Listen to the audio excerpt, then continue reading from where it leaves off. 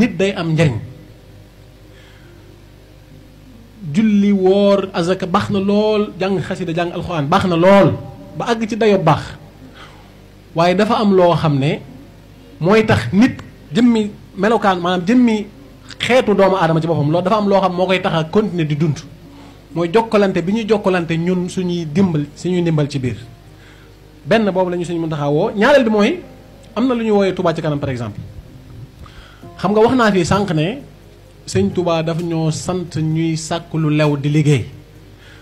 amul dara lu ab murid di def di ci xalaat keneen ci premièrement maanaam murid yi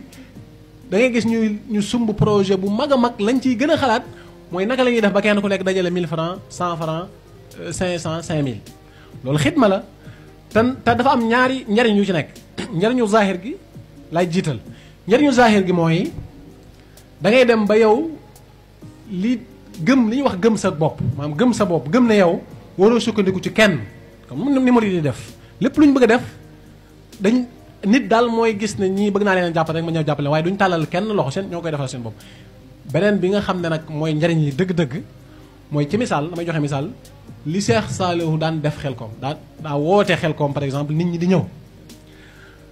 kuy ñëw yaay wut oto bu la yóbbu yaay wut looy lekk boo demee et cetera te amul kenn ku mas a jàmbat Xelkom gi loolu xidma la mooy maanaam liggéeyal Xelkom liggéeyal doomu aadama yi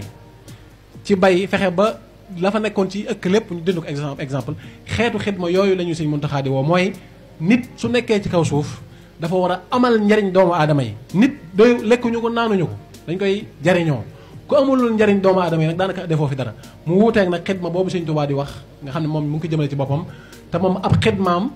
ñaar la wax ne moom la mooy day xidma ngir wane njàngaleem yonente bi sallallahu alayhi wa sallam wala di xidma ngir sant yàlla ci xéewal gi yonente bi sallallahu alayhi wa sallam wax moom laa wax le xilaami alayha daynu ixdaami niamati mooy xéewal gi wa ixdaamu an qaadalaali wasmi ak yamini alayha daynu xattin yurisunan shafian kafaani dona durina dal bari asalaamaaleykum